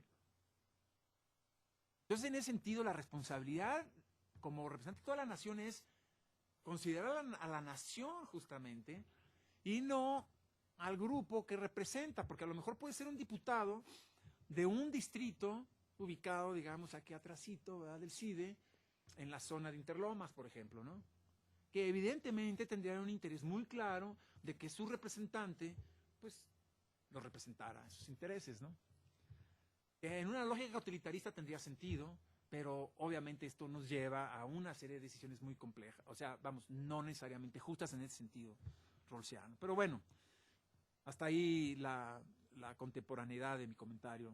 Sigamos con Rawls unos años atrás, 40 ya, más de 40. Entonces, cada persona tendrá un derecho igual a la libertad básica más amplia, compatible con una libertad similar para otros, ¿sí? Mi libertad llega hasta lo de los demás, pero todos tenemos el mismo derecho a esa igualdad. Y el segundo principio de justicia es lo que se llama, o lo que vamos a llamar el principio de diferencia, en que consiste que las desigualdades económicas y sociales son acomodadas de manera que, uno, se espere razonablemente que ambas sean en ventaja de todos, y dos, que ambas se encuentren atadas a posiciones y cargos abiertos igualitariamente a todos. Otra vez, las desigualdades económicas y sociales son acomodadas de manera que, uno, se espera razonablemente que ambas sean en ventaja de todos, y dos, que se encuentren atadas a posiciones y cargos abiertos igualitariamente a todos. Entonces, empiezo por este segundo punto, que es una especie de principio meritocrático. Todo mundo tiene la posibilidad, o debe tener las mismas posibilidades de acceder a posiciones y cargos abiertos a todos, de igual manera. Es decir, en particular, aunque no exclusivamente, los cargos públicos, es decir, los cargos de servicio a los demás o los típicamente gubernamentales deben estar abiertos a todos. Aunque podríamos incluir también otros tipos de posiciones, porque aquí habla de posiciones y cargos, posiciones también socioeconómicas, ¿sí? Están ahí puestas gracias a tus méritos, pero tú tienes que ir acumulando tus méritos con el tiempo. ¿En qué entendido? En el entendido de que ya se establece una sociedad basada en estos principios. O sea, se empareja el terreno y a partir de ahí en adelante, bueno, de acuerdo con el desarrollo de cada quien y sus habilidades y sus méritos, podrán algunos ir accediendo a mejores posiciones que otros, ¿no? Bueno, eso por un lado, si las desigualdades son posibles, siempre que en principio estén abiertas, en principio, de manera igual para todos. Las desigualdades entonces son permisibles, económicas y sociales, siempre que eso ocurra, pero también esas desigualdades son posibles y son legítimas si son en ventajas de todos, en ventaja para todos, o para la ventaja de todos. ¿Qué significa?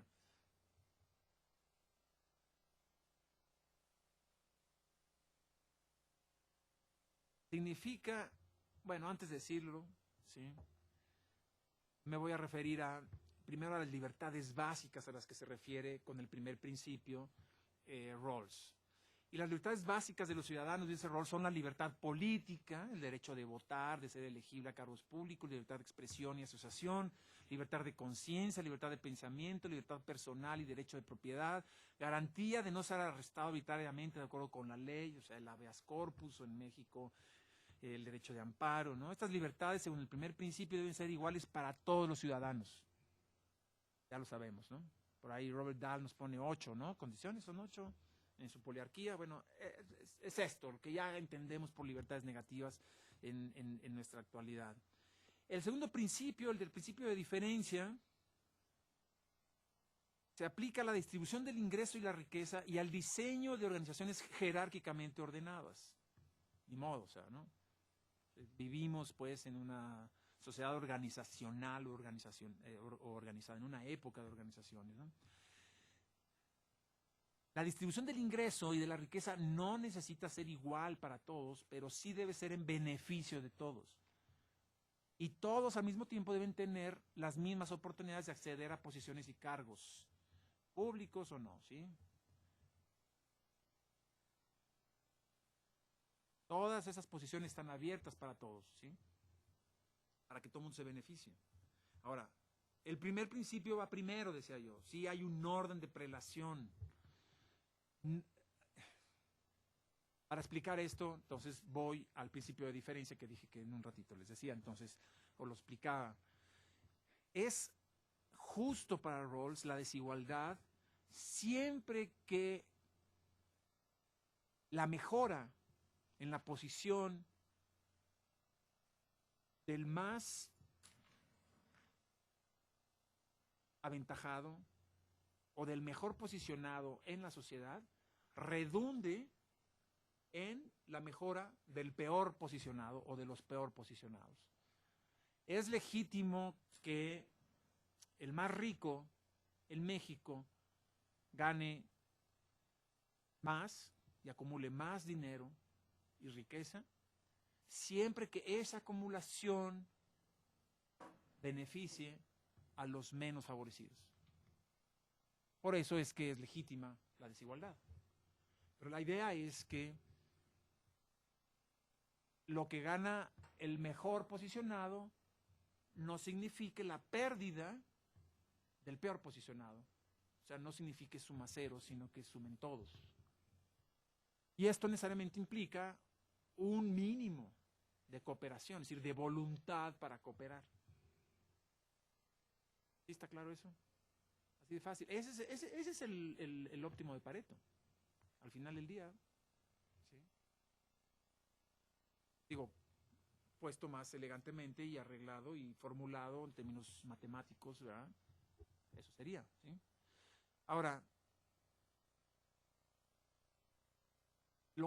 ¿por qué va primero el principio de libertad? ¿O cuál es la justificación de que el principio de libertad igualitaria, digamos, vaya primero?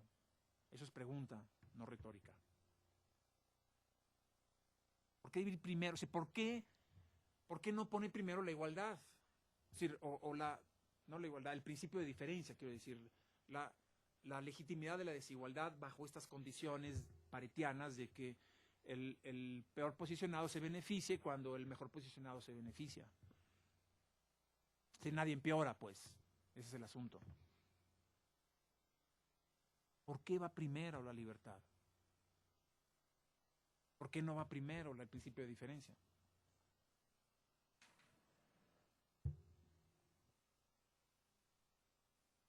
Lógico. A ver, Paula. Bueno, yo creo que es por el inicio, porque el inicio sea, digamos, como dice, como en las mismas condiciones. Pero es el principio de libertad, ¿eh? Pensemos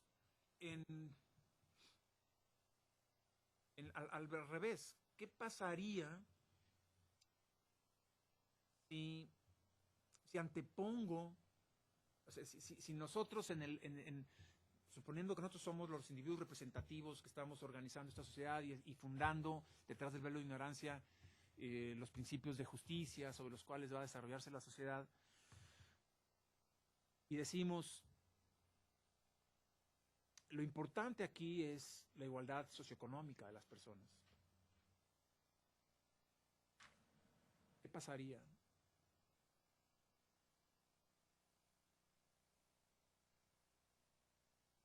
Cuando la igualdad es primero, es más importante que la libertad. La respuesta, creo yo, está prácticamente en la pregunta. ¿Qué pasaría? Eduardo, te veo así como diciendo, lo tengo, yo sé.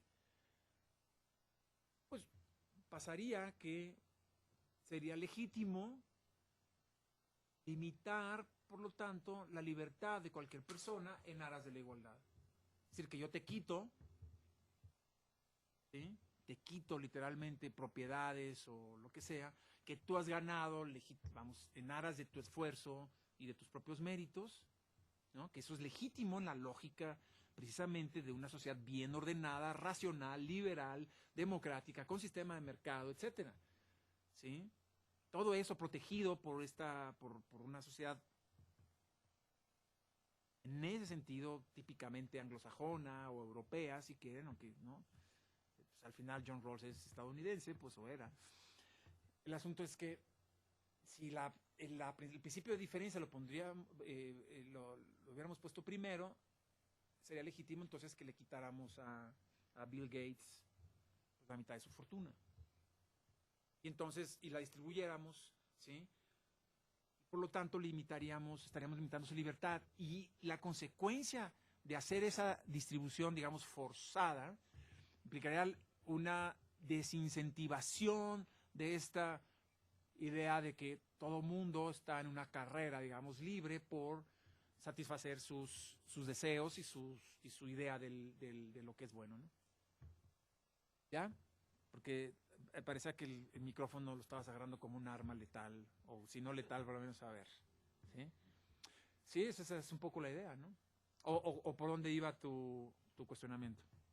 No, sí, creo que pero, o sea, mi idea era como que limitas la acción y precisamente al limitar la acción del individuo en búsqueda, o sea, si lo considera como un ser racional, pues lo que hace es limitar, o sea, bueno, lo que decía, desincentivar esto de ir por su propio beneficio, ¿no? O sea, realmente voy en mi propio beneficio, pero luego yo parto de la idea como Estado de que todos seamos iguales, te quito, entonces... Así es. Ahora, ¿hasta dónde es legítimo lo contrario? A ver, entonces, para que quede claro esto, ¿no? Siempre que todos sean libres de manera igual, tengan acceso a esas garantías de libertad, etcétera, de manera igual para todos, puede haber desigualdades. Pero esa desigualdad sí implica un mínimo distributivo o de distribución. Que significaría, está bien que ganes, pero siempre que los más desfavorecidos ganen también, proporcionalmente hablando. Entonces todo el mundo aumenta su caudal de beneficios y de satisfacciones materiales, ¿sí? Entonces la desigualdad es legítima, pero nadie queda fuera de la repartición. Por supuesto, una de las consecuencias que tiene esto es hasta dónde esto puede llegar, porque se requerirían instituciones formales que garanticen esa distribución. Y es ahí donde interviene el Estado, etcétera. Por eso una de las críticas que se le hacía a Rawls es: ¿y dónde está lo político de tu filosofía? Entonces su preocupación viene posteriormente en liberalismo político. Pero bueno, aquí la cuestión es que tiene una implicación de esa naturaleza, pero ahorita no nos vamos a meter en el asunto. Ahora, por el otro lado, es legítimo que aceptemos a mi amigo aquel que les contaba de la secundaria, cuya aspiración, que decía, ay, que bueno ser oso. ¿Por qué? Pues nada más, claro, estaba pensando en una jaula de zoológico, ¿verdad? Donde no, lo único que tienen que hacer es comer y dormir, ¿no? Entonces, ahora, ¿es legítimo eso en esta lógica? Es decir, que alguien actúe de esa manera, que entonces le toque su pedazo, ¿verdad?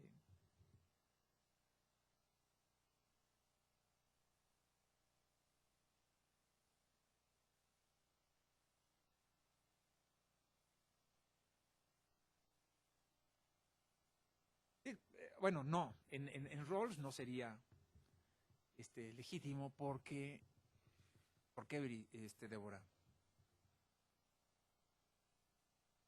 Yo diría que inicialmente sí sería legítimo porque tiene sus libertades básicas garantizadas y dentro de estas está el no hacer nada. Siempre y cuando no esté perjudicando las libertades de otros. Sí, el asunto es que no habría contribución, no habría cooperación.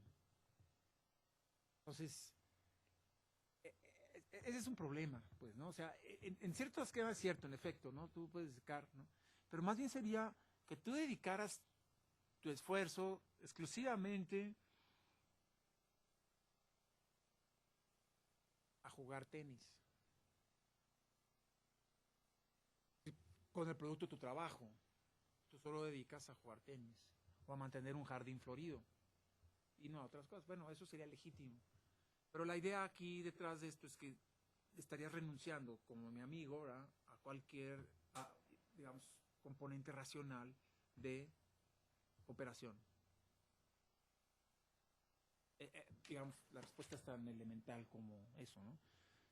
¿Por qué? Porque por eso son dos principios, el de libertad igual para todos y el de desigualdad bajo esta lógica de que todo el mundo se beneficie, desigualmente, pero que todo el mundo se beneficie. Puesto en otros términos, por eso, pues, digamos, o esa sería una de las respuestas así, digamos, sería aceptable que alguien renuncie a, ¿no? Ahora, estos principios de justicia significan, ¿no?, se enmarca en un concepto de justicia más general que planteado de la siguiente manera: todos los valores sociales, libertad y oportunidad, ingreso y riqueza, y las bases del respeto de uno mismo deben distribuirse de manera igualitaria, a menos que una distribución desigual de alguno o todos esos valores vaya en beneficio de todos. O sea,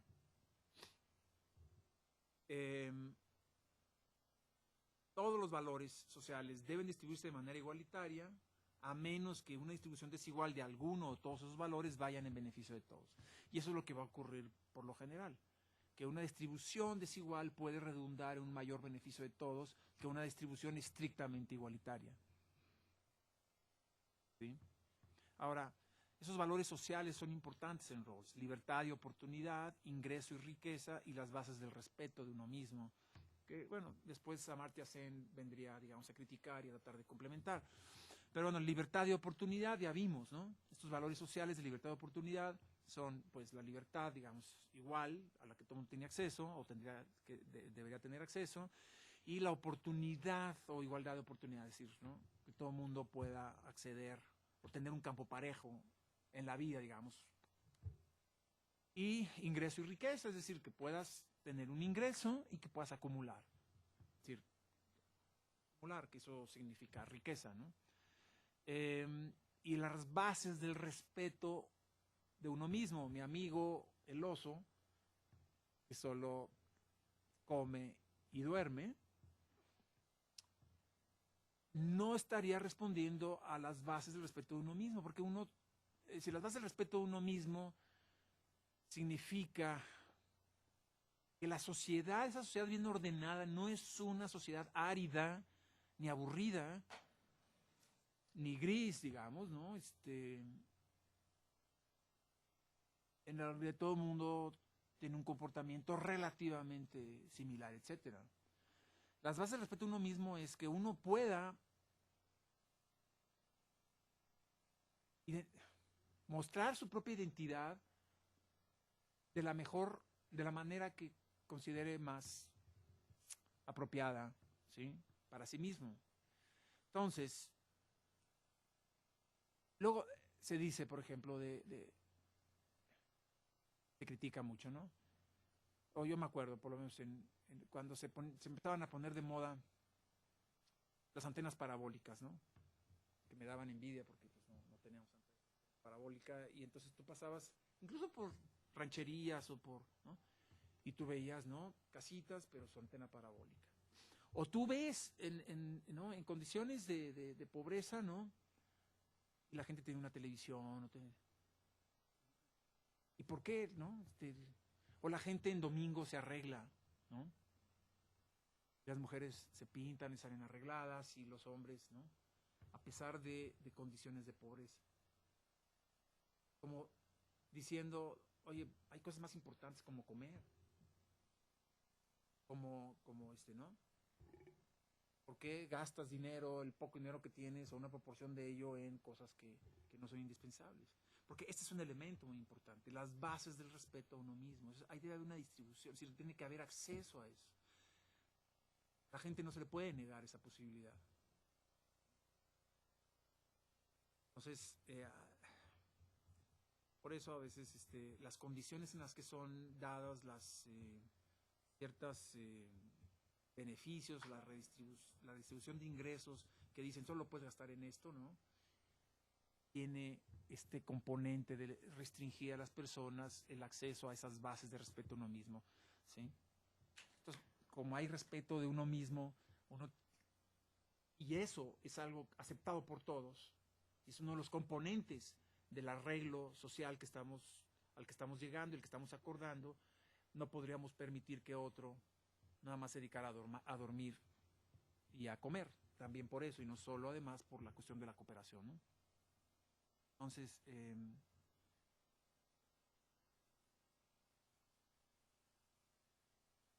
¿sí?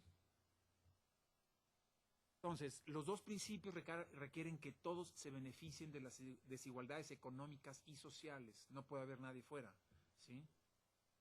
Ahora, este beneficio, esta redistribución de beneficios o distribución en la práctica real se da a condición de que el arreglo inicial de igualdad no se altere y no lo modifiquemos cada vez que tengamos que modificar nuestro arreglo, ¿no? Y que llegue un nuevo gobierno y diga, bueno, ahora la redistribución del ingreso va a ser de esta manera, y entonces eso signifique modificar el arreglo fundamental, ¿sí? O sea, el que se da en el contrato, pues, en la posición inicial. Por eso es que algunos preferirían la desigualdad, o sea, ser desiguales, ¿sí? O estar, digamos, en una posición no tan ventajosa, si de todos modos esa posición le representa mejoría en su posición en la vida, ¿sí? Ahora,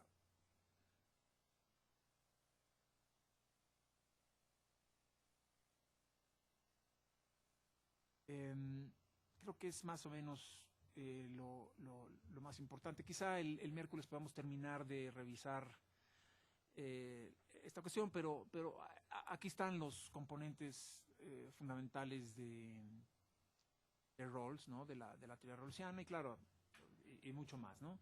Pero hasta ahí creo que vale la pena comentarlo. Yo les dejo ahora la palabra a ustedes, los que están del otro lado de alguna pantalla, no tienen acceso o interactividad, pero bueno. Ustedes son los representativos de esas personas allá, pues pónganse detrás del velo de ignorancia y pregunten. Contribuyamos a la deliberación. Marta pidió el micrófono. ¿No lo pediste tú? ¿Qué pediste, Marta? La hoja de la lista. Qué barbaridad. Más preocupada por la lista que por hablar, Marta. Estamos en una posición original donde tenemos que deliberar. Bueno, ¿algún comentario más? ¿Alguna pregunta? Sí, a ver, Karen.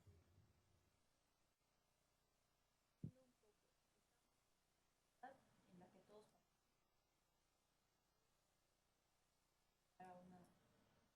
para principios de justicia. Así es, principios básicos. Más alto, Karen, no. Ajá. Ajá, y los principios de justicia, estas personas lo... Sí. Sí. O el velo de la ignorancia es la posición. Bueno, van juntos. En la posición original en la que están todo el mundo, para, digamos, acordar el contrato, se ubican detrás del velo de ignorancia. Entonces, al determinar los principios de justicia. Sí.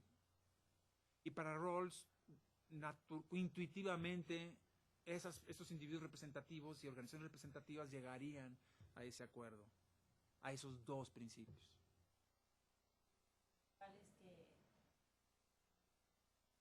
aparta todos, no importa pero que se beneficien? Así es. Pero antes, ¿qué? ¿Cuál es el principio anterior? Primero el de libertad.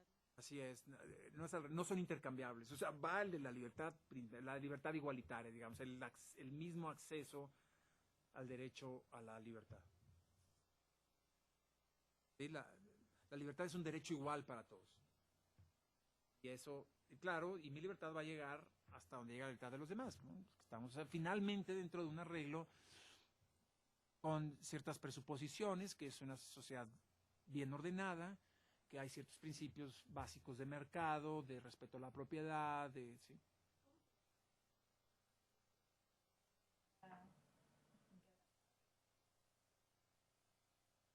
Am, pues, no, bueno, lo vemos el miércoles.